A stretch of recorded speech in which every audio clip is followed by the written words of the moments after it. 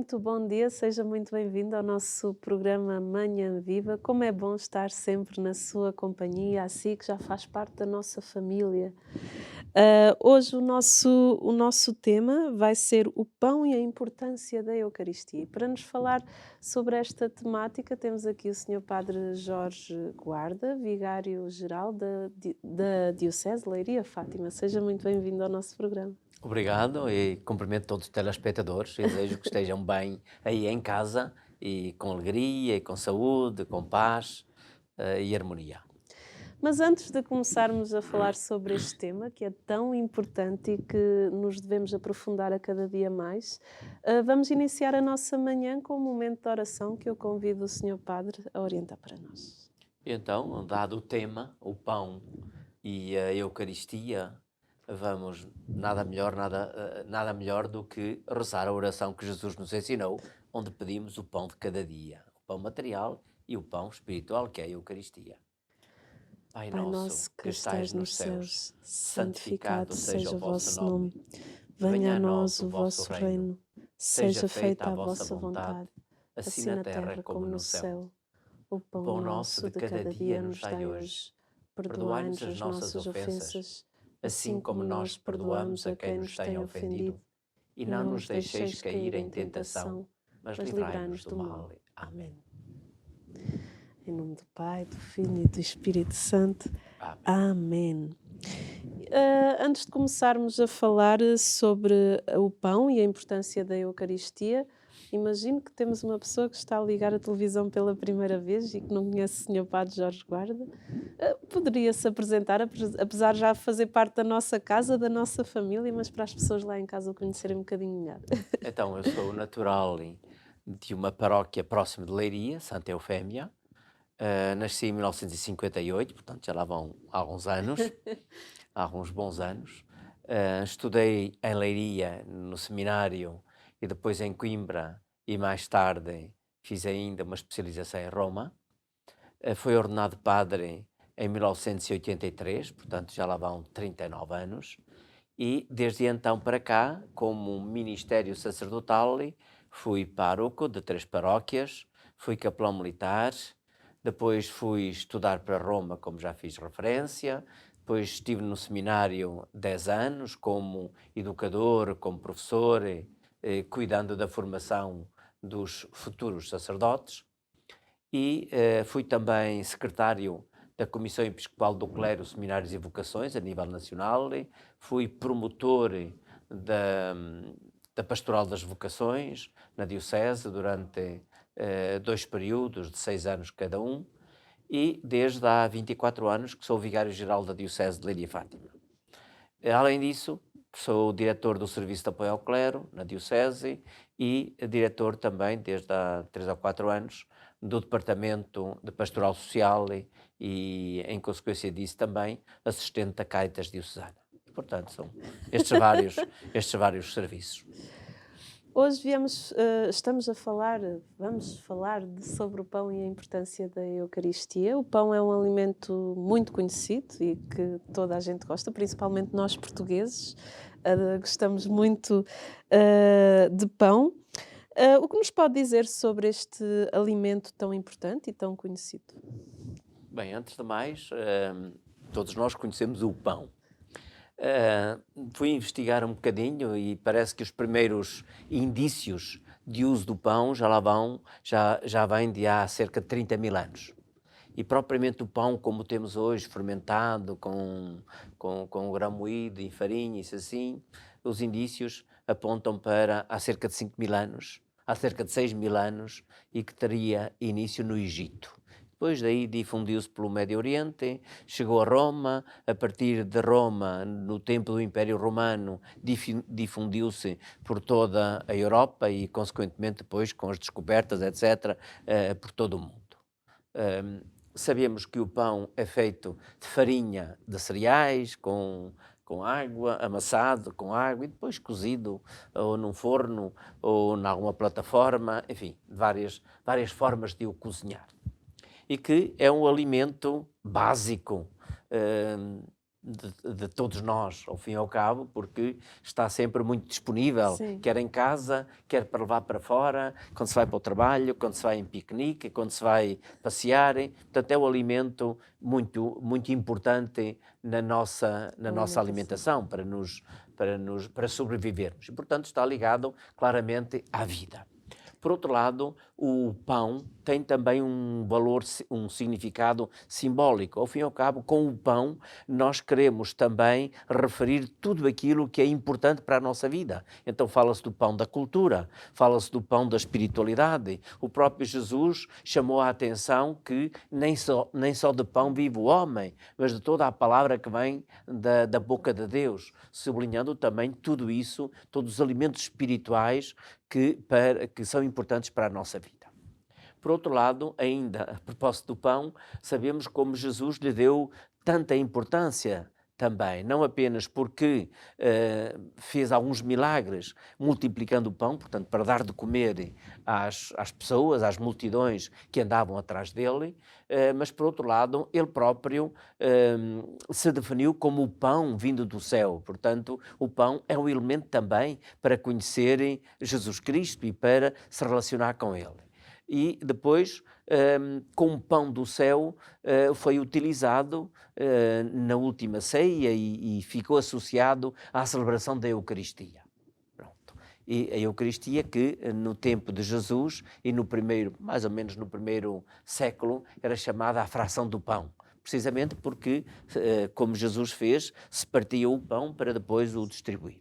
Portanto, o pão tem o significado de tudo isto, é um elemento, além de alimento físico, é também símbolo de todo o alimento espiritual e cultural que sustenta a nossa vida. Falou-nos agora um bocadinho da simbologia do pão, fala-nos também da simbologia do vinho. O vinho também, aliás, como o pão, são, na própria liturgia da Igreja, são usados, o pão e o vinho, se lembra que são dons de Deus. Nós, na oração da apresentação dos dons, dizemos: bendito seja Deus pelo pão e pelo vinho que vós nos concedestes. Portanto, reconhecemos como dons de Deus, mas ao mesmo tempo como frutos da terra, da videira e do trabalho dos homens. E, portanto, estão associados também à natureza, mas também ao trabalho humano. O vinho está muito associado à alegria, ao convívio entre as pessoas. Fala-se do vinho como inspirador e, portanto, tem também um significado muito grande do ponto de vista humanístico, por assim dizer, como símbolo de algo que dá alegria, que dá satisfação, que possibilita desenvolver também a amizade com as pessoas. E, portanto, são estes dois alimentos, o pão e o vinho, que depois Jesus utiliza para a Eucaristia. E que, como eu já fiz referência, são esses que são apresentados ao altar com aquela simbologia que eu disse. Portanto, por um lado, dons de Deus, por outro lado, frutos da terra ou da videira e do trabalho do homem, portanto, associados também ao trabalho humano que se dispõe depois destes alimentos para a sua própria vida. O que é a Eucaristia e porquê é que é chamada de celebração?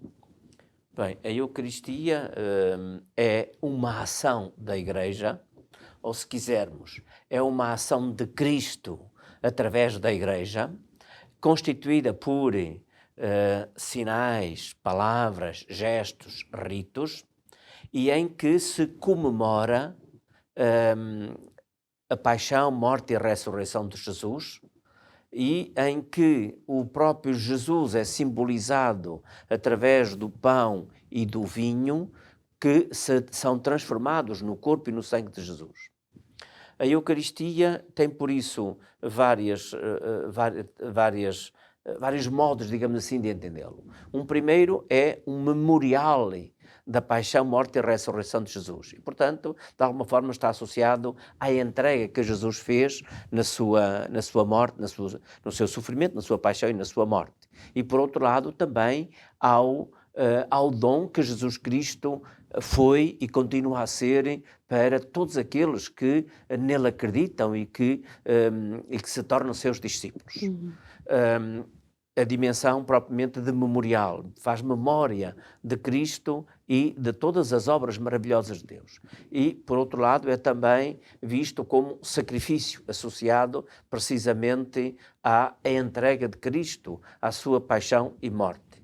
E, por outro lado, é também memória e continuidade da última ceia de Jesus. E por isso mesmo se torna também ceia, se torna também um banquete que Jesus oferece aos seus discípulos. Um banquete onde nos oferece a sua palavra e onde nos oferece também o pão e o vinho transformados no seu corpo e no seu sangue. Portanto, alimentos visíveis, sensíveis e que se tornam alimento espiritual, elementos espirituais, porque nos comunicam a própria vida de Cristo, do Cristo vivo que se doa a nós no seu amor e no seu desejo de nos fazer participantes da vida de Deus. A Eucaristia e a comunhão são a mesma coisa? Falava-se antes de mais, Sim. também esqueci-me de responder a outra, porque é uma celebração. Sim, força. A celebração é um ato comunitário, não se faz uma celebração sozinho, ou pelo menos claro. É estranha, um ato comunitário que tem uma dimensão ritual, portanto é qualquer coisa que se vai repetindo de tempos a tempos, que visa comemorar alguma coisa. Existe a celebração no sentido humano, um aniversário, um fim de um curso, um casamento, ou vários outros elementos, e onde estes elementos estão presentes. No caso da Eucaristia, é celebração porque é de facto um ato comunitário, é um ato da Igreja, embora um sacerdote possa celebrar sozinho, mas isso será excepcional e não é a forma normal, por assim dizer, de o fazer. Implica uma comunidade, maior ou menor, implica uma dimensão festiva, é uma festa, implica alegria, implica entusiasmo, implica comemorar qualquer coisa que nos torna feliz. No caso, é a paixão, morte e ressurreição de Jesus e, portanto, a sua presença viva no meio de nós. E, no fundo, nós celebramos Cristo, que continua presente no meio de nós. Portanto, é uma celebração em honra de Cristo, é uma celebração com Cristo, é uma celebração da Igreja vista e sentida como fraternidade. Não é por acaso que nós, no princípio da celebração, as pessoas, à saudação do sacerdote, respondem: bendito seja Deus que nos reuniu no amor de Cristo. Bendizemos, portanto, isto exprime o júbilo de nos encontrarmos uns com os outros, mas unidos no amor de Cristo. E a celebração implica o encontro com Cristo. Portanto, toda a celebração é encontro com Cristo e é um ato, digamos assim, de Cristo com a Igreja. E há pessoas que até dizem: eu vou assistir à missa. Não é assistir, é participar. Atualmente, o sentido é, de facto, participar. Por isso é que, se no passado, por exemplo, falava-se muito, em vez de celebração, usava-se mais o termo ritual ou simplesmente ir à missa, ir assistir à missa.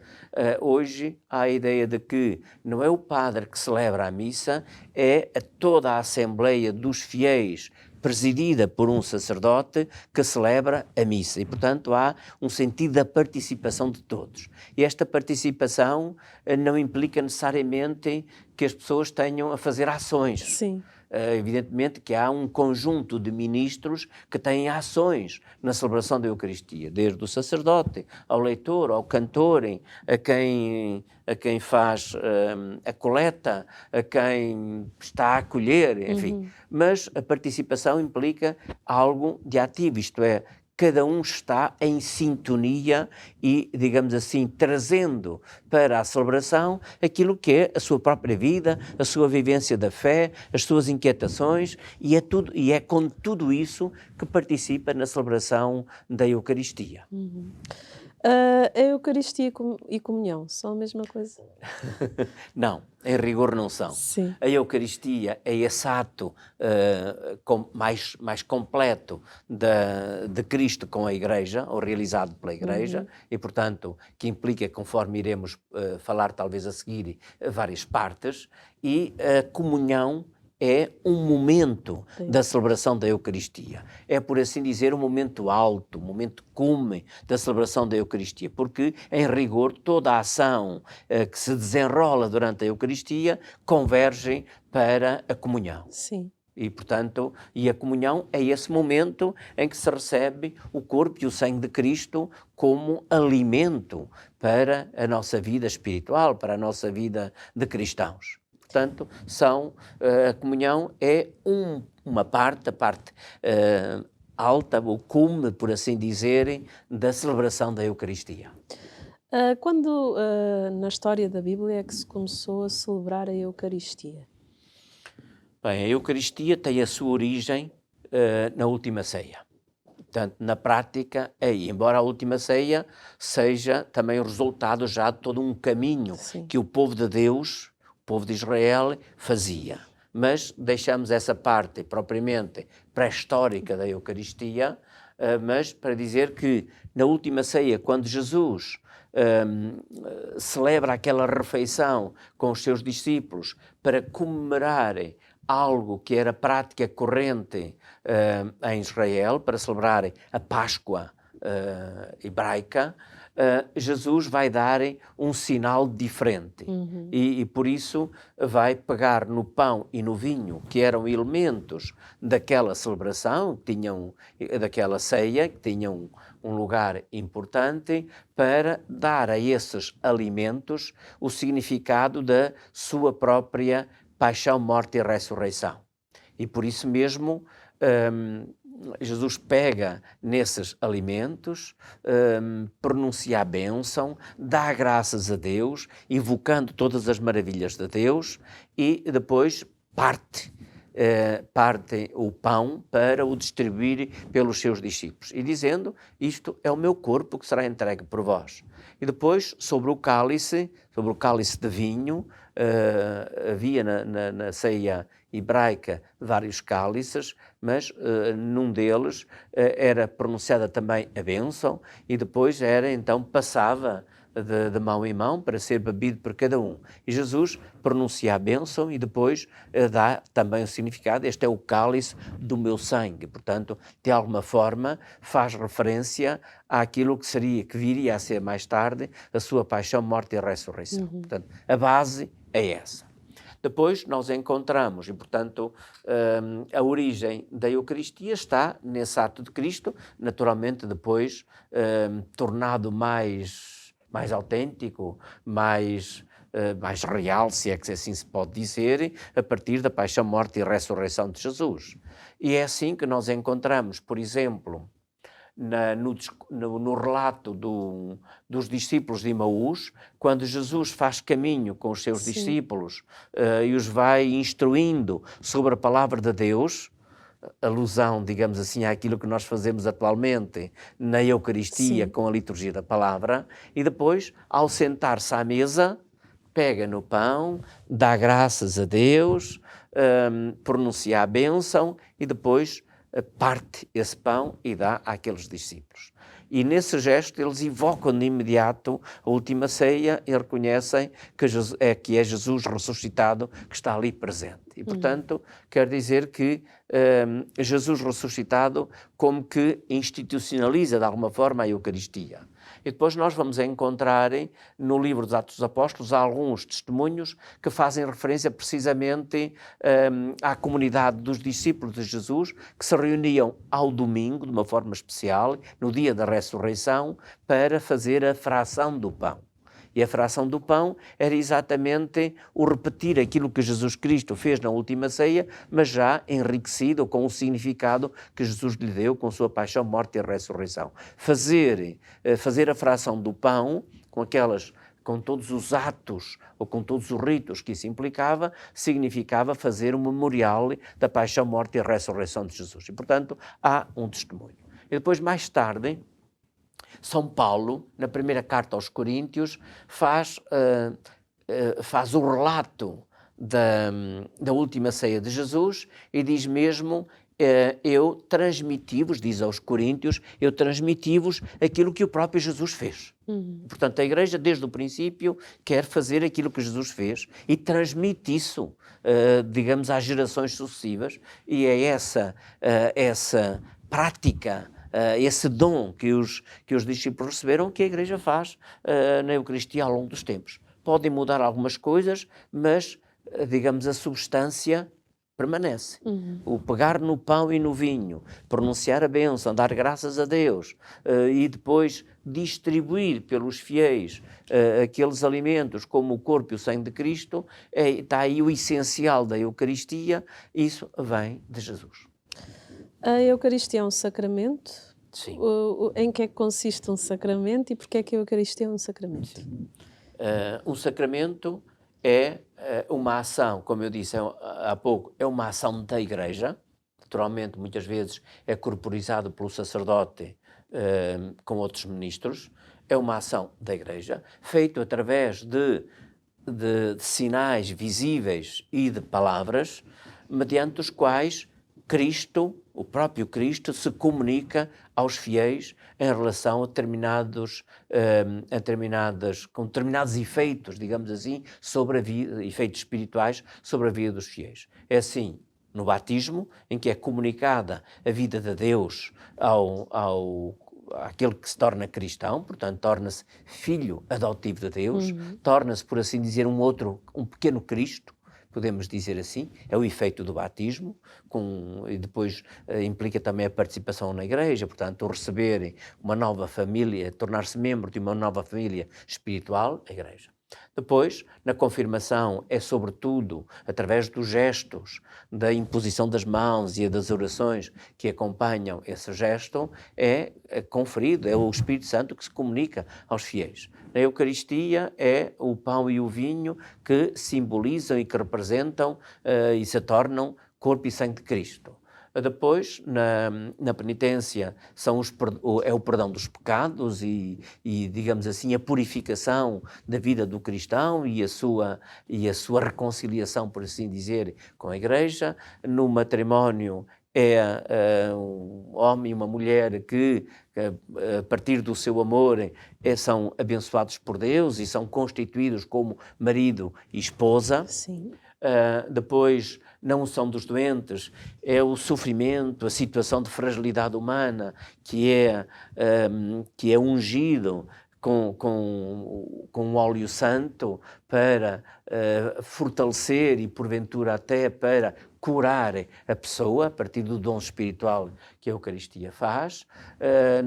Na Ordem Santa ou na Santa Ordem, é a unção também de alguém para lhe conferirem um ministério, um serviço em nome de Cristo em favor da Igreja. Portanto, são, no essencial, estes vários sacramentos. Porque é que a Eucaristia é um sacramento? Também aí, como já disse, é o próprio Cristo, através da Igreja, que por sinais e por palavras, realiza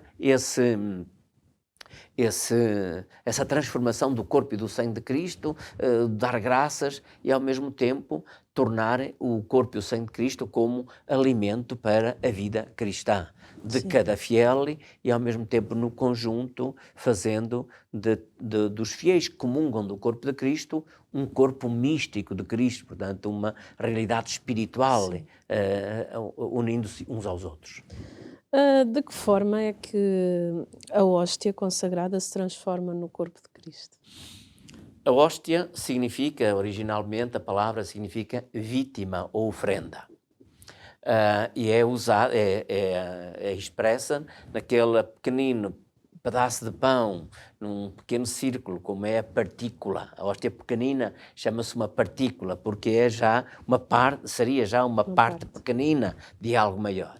E muitas vezes chama-se a hóstia propriamente a outra maior que é apresentado aos fiéis assim, porque em rigor deveria haver apenas uma hóstia, seria um pão, por assim dizer, para depois poder ser partilhado, partido, repartido e distribuído por todos. Mas a prática leva a que nas celebrações da Eucaristia haja uma hóstia grande e haja as partículas propriamente ditas, já partidas, por assim dizer. E depois a fração da hóstia grande é que exprime depois essa multiplicidade que é partilhada. Portanto, a hóstia significa ofrenda, significa vítima e exprime precisamente o pão e o vinho em que Cristo se transforma, em Cristo se oferece. Portanto, a ofrenda, no fundo, é a hóstia, por um lado, que é, como já referi aqui, que é fruto da terra e do trabalho do homem, o pão, e que é depois consagrado a Deus. Segundo a fé da Igreja, há um momento da Eucaristia, que é particularmente durante a chamada oração eucarística, que é uma oração onde se bendiz a Deus, onde se faz memória da paixão, morte, da última ceia, da paixão, morte e ressurreição de Jesus, e é durante essa oração eucarística, então, em que há um gesto, a imposição das mãos, sim, e uma invocação, a invocação do Espírito Santo para que venha e transforme aquele pão e aquele vinho no corpo e no sangue de Jesus. Isso é que é a consagração, é esse momento, portanto, o gesto, a invocação do Espírito Santo e a memória, o fazer, o relatar a última ceia de Jesus. Esse é que é o momento central da consagração. Pois é, e a primeira parte do nosso programa já chegou ao fim. Vamos para um brevíssimo intervalo e já voltamos.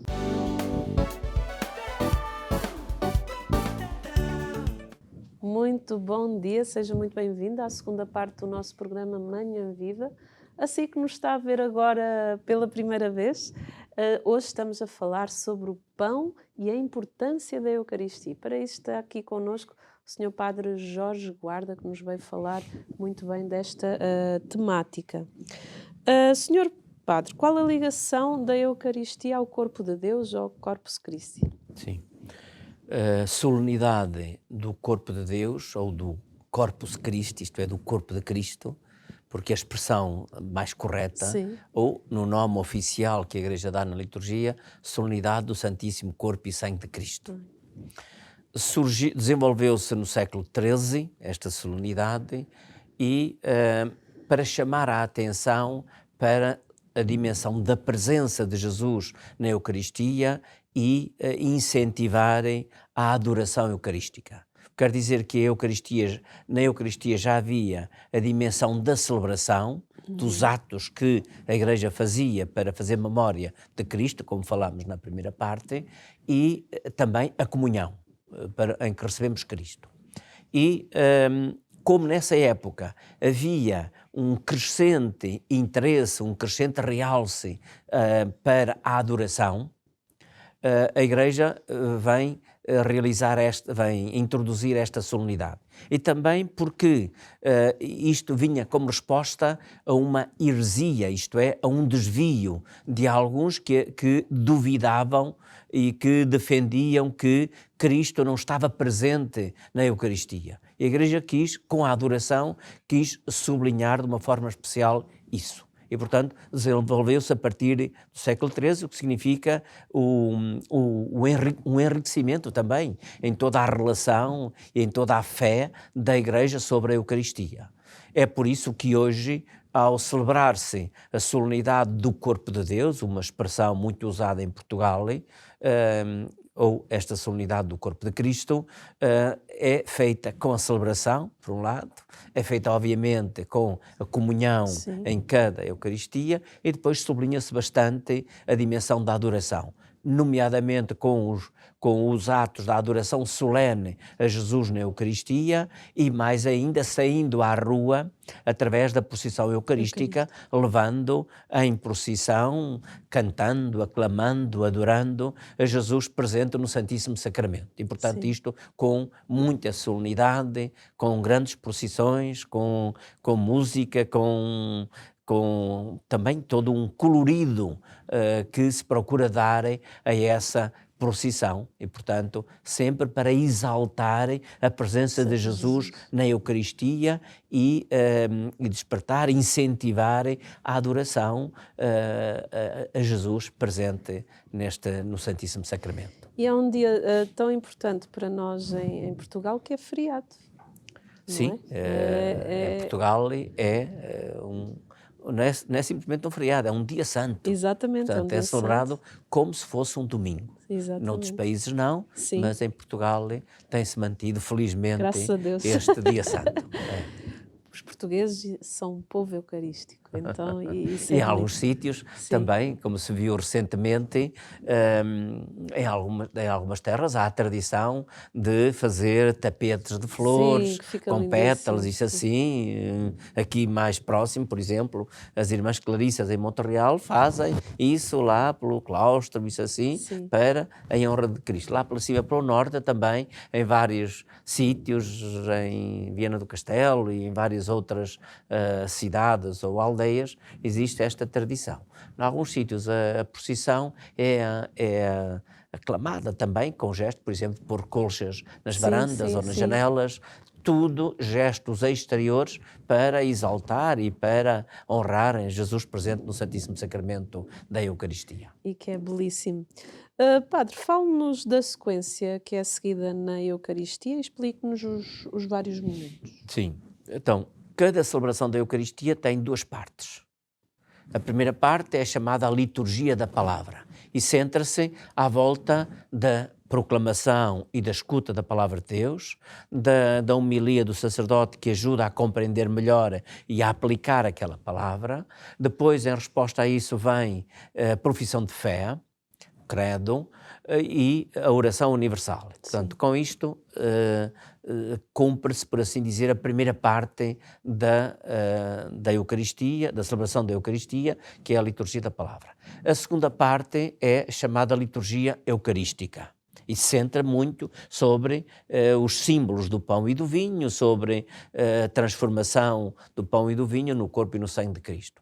Começa com a apresentação dos dons ao altar, do pão e do vinho, depois segue-se a oração eucarística, segue-se a consagração, como já falámos aqui, e que tem o seu ponto, depois há a oração do Pai Nosso, a oração comum dos filhos de Deus, e culmina na comunhão.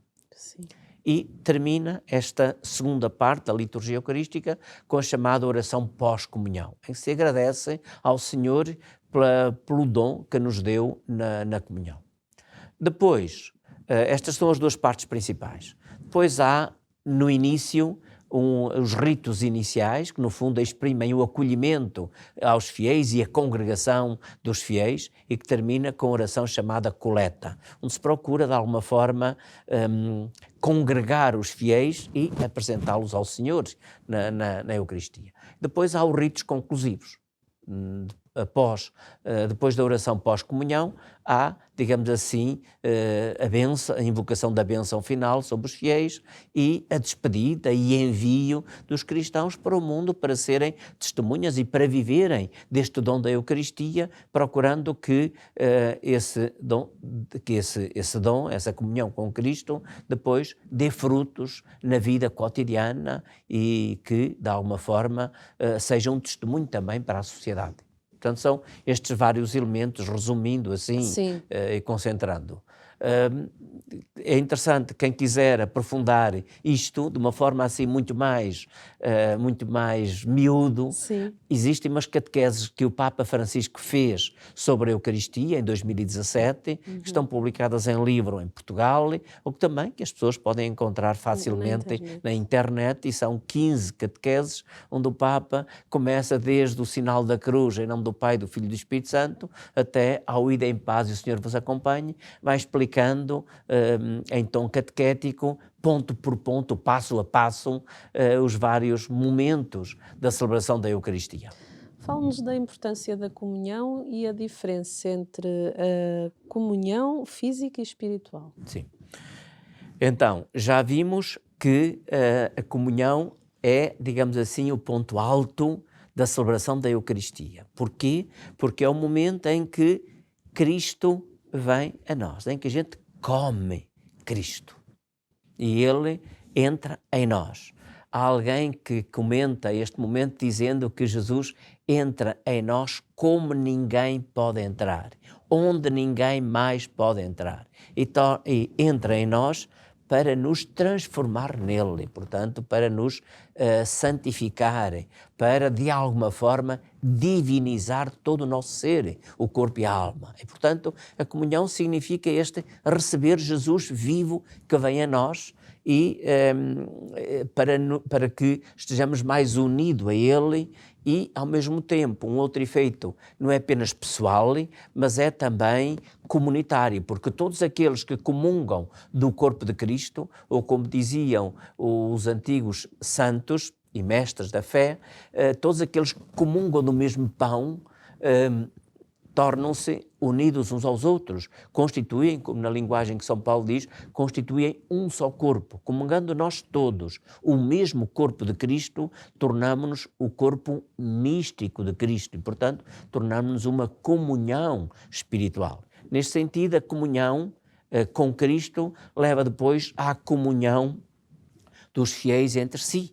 No fundo, à comunidade espiritual dos cristãos, a estarmos unidos uns aos outros. Pronto. Depois existem, por assim dizer, dois modos de comunhão. Existe a comunhão sacramental e a comunhão espiritual. Toda a comunhão sacramental é também espiritual, porque a gente comunga de Cristo e recebe-o e é uma realidade espiritual, embora seja através do sacramento, mas a finalidade é para alimentar-nos espiritualmente e, portanto, para tornar o nosso espírito mais unido a Jesus.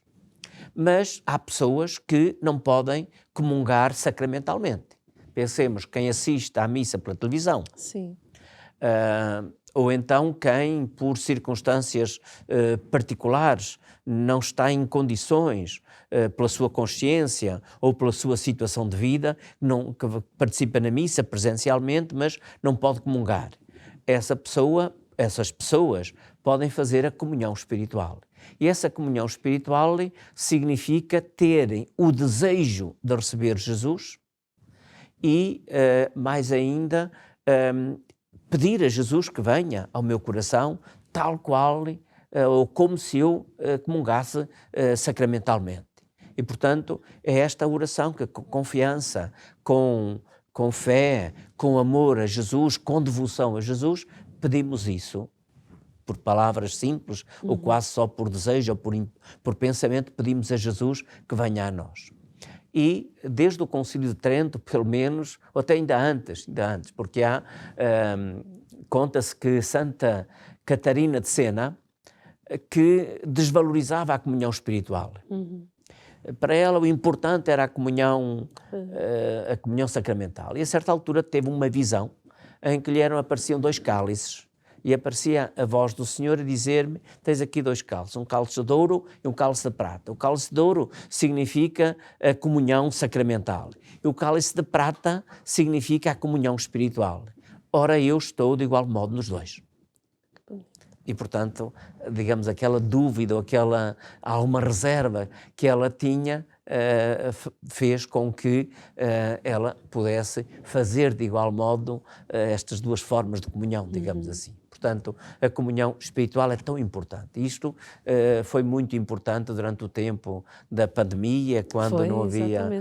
as pessoas não podiam ir às igrejas, não podiam ter uma participação presencial na Eucaristia, e o próprio Papa Francisco, nas suas celebrações lá na Capela de Santa Marta, todos os dias, exatamente usava esta pedagogia de uma oração e convidando as pessoas a fazer a comunhão espiritual. E fazia mesmo uma pequena oração não sei se todos os dias diferente, para exprimir esta união e para ajudar aqueles que participavam na missa pela televisão ou pelas redes sociais para poderem ter essa comunhão União com Jesus. espiritual. Porque sacramental ou espiritual, o importante é que a comunhão é entrar na intimidade, é receber Jesus e entrar na intimidade com Ele. E, portanto, toda a comunhão sacramental é também espiritual, e a comunhão espiritual é uma união autêntica e profunda com Jesus, porque Jesus não está limitado.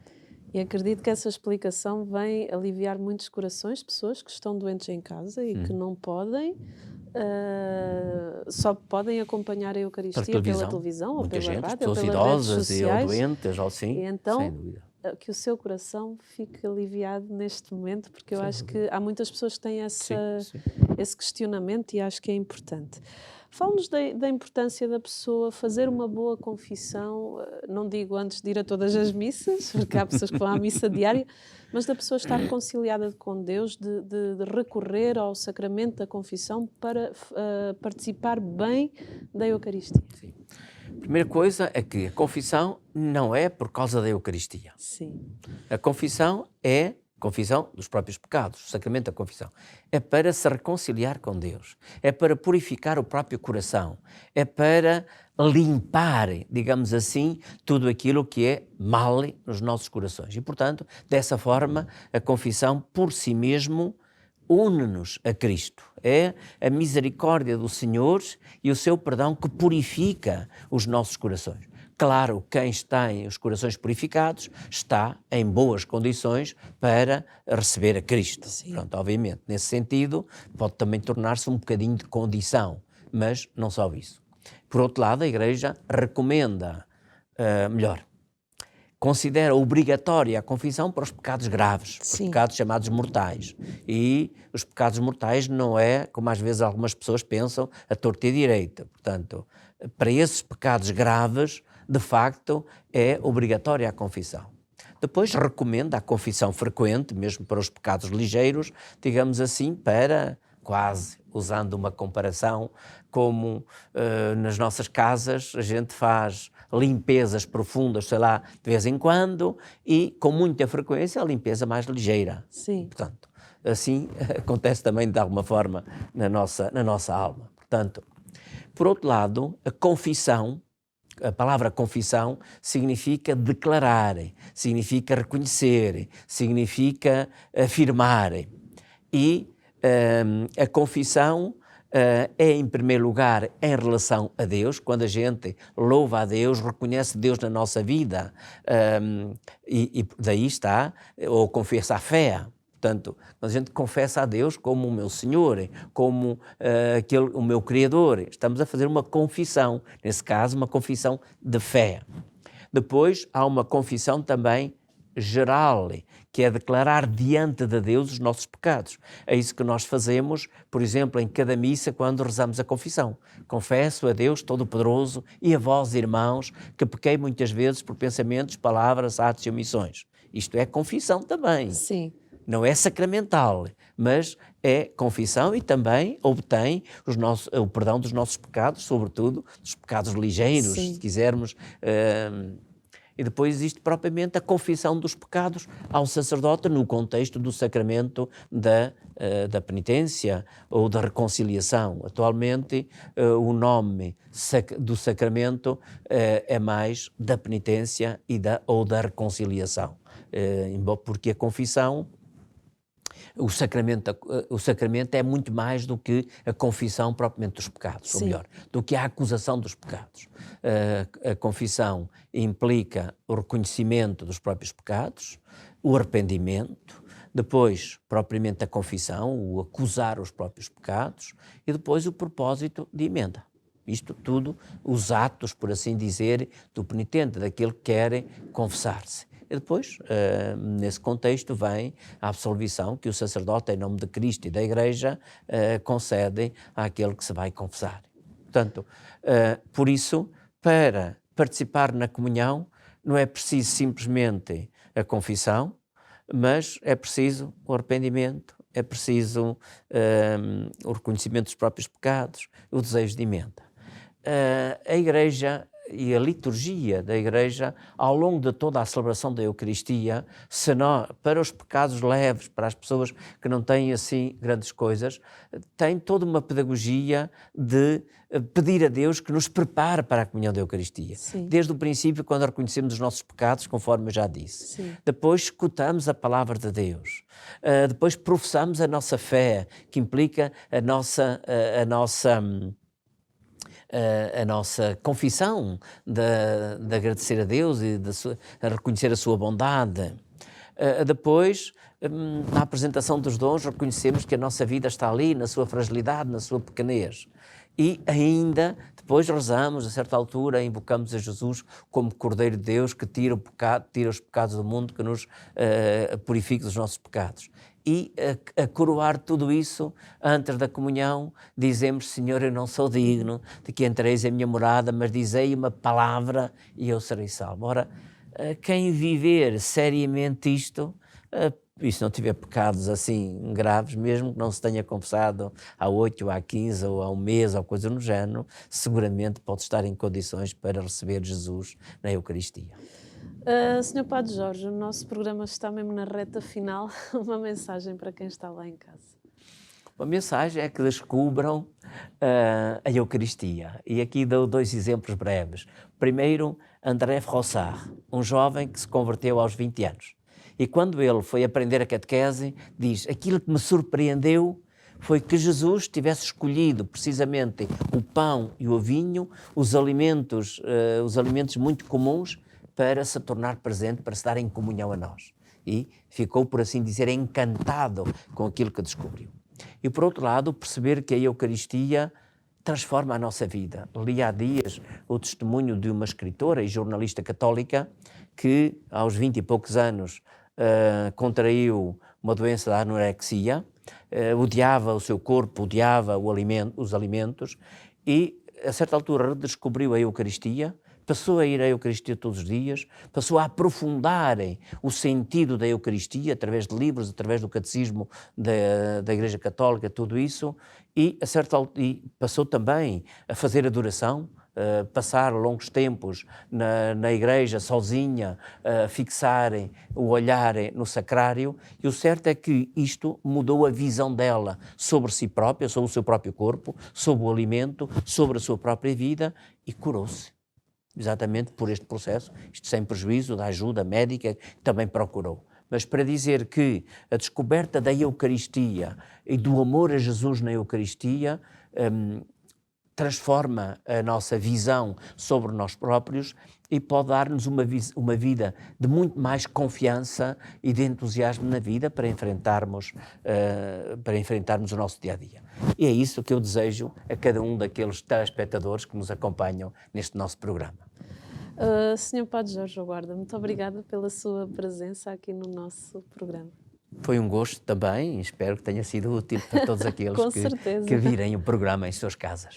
E vamos ficar com uma peça em que sobre o pão e a importância da Eucaristia. A 8 de julho celebra-se o Dia Mundial do Padeiro, por isso a nossa equipa esteve à conversa com Sandra Frazão para compreender quais as principais etapas do processo de produção do pão. Espero que gostem desta peça, totalmente produzida pela nossa produção. Até ao próximo programa, se Deus quiser. Continuo com a nossa programação e veja este programa novamente no nosso canal do YouTube. Bom dia a todos aí no estúdio, bom dia a todos que nos acompanham em casa através da sua televisão ou até mesmo online. É uma alegria estar aqui consigo neste momento. O meu nome é Juliana Oliveira e encontro-me aqui na entrada da comunidade Canção Nova para lhes dar a conhecer um projeto aqui de Fátima chamado Linhas dela. Sandra é formada em contabilidade, no entanto, em tempos de pandemia, criou este projeto e tornou-se numa paixão. Surge da curiosidade de saber como se faz o pão artesanal em fermentação natural. Ao longo do tempo, tanto Sandra como o marido foram aperfeiçoando e aprimorando as formas de fazerem pão em casa. Mas atenção, resumindo, tudo é uma questão de aprendizagem e de tentativa e erro. Se quiser saber mais sobre este projeto, passe pelo Facebook e procure @linhasdela.padaria. E agora, convido a Sandra, os nossos telespectadores e ainda o nosso convidado, Padre Jorge Guarda, a acompanharem comigo os processos de produção do pão. Ora, aqui temos a nossa massa, apenas água e farinha. Ela neste momento não liga, vamos ter que lhe dar tempo. Daqui a pouco já volto a mostrar a massa, que vai estar completamente diferente, na altura de colocar o fermento e o sal, e vocês vão ver que ela vai ter muito mais elasticidade, graças ao glúten, lá está. Já passou mais de meia hora depois de ter feito a mistura da água com a farinha. Vamos ver como é que ela está neste momento. Já dá para perceber que tem muito mais elasticidade do que há pouco. De seguida vou misturar então o fermento natural. Aqui está ele, o fermento natural. Olhem aqui.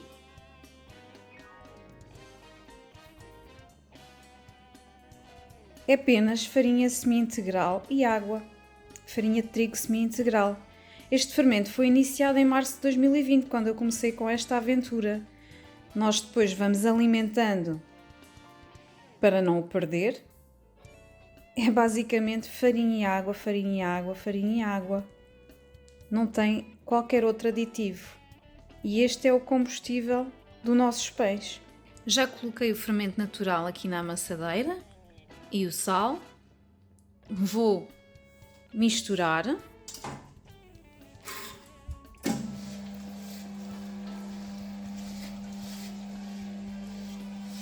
Quando estiver tudo bem ligado, vai para uma caixa em bloco e ficará a fermentar durante cerca de 3 horas, 4 horas. Será a primeira fermentação. Esta massa já passou pela primeira levedação, já levedou por algumas horas e agora vou dividi-la em pães de cerca de 950 gramas. Vão ser moldados um a um e depois vão para uns cestinhos individuais.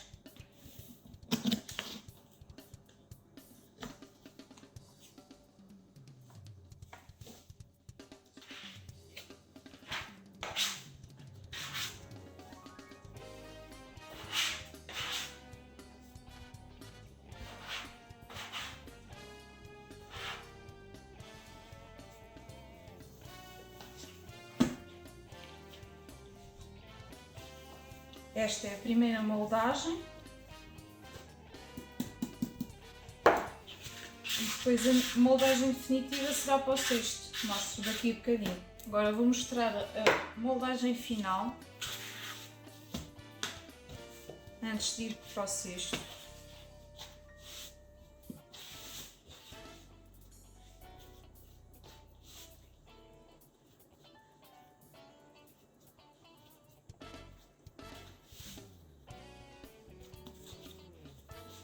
Esta será a parte de cima do pão,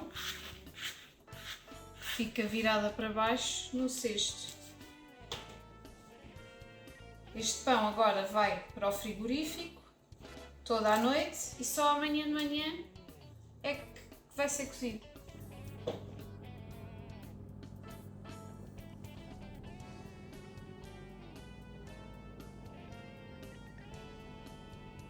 Agora é a fase dos cortes antes de ir para o forno. Passaram 12 horas em frio. Os cortes ajudam a definir a forma do pão quando ele cresce.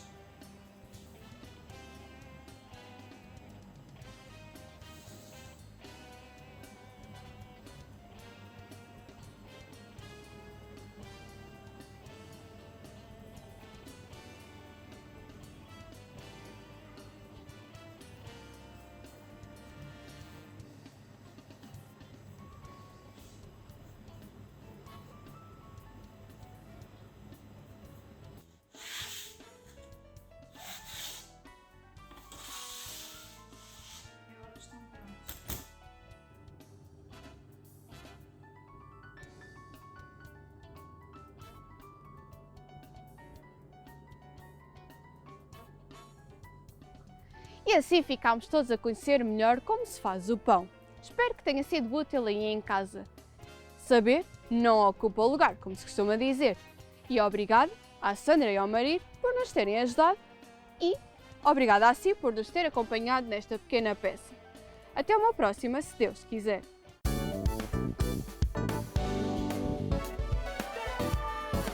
Se gostou deste programa, clique aqui na nossa playlist aqui em baixo para ver outros episódios. Se ainda não subscreveu o nosso canal do YouTube, faça-o já clicando neste botão aqui do lado e será logo o primeiro a saber todas as novidades.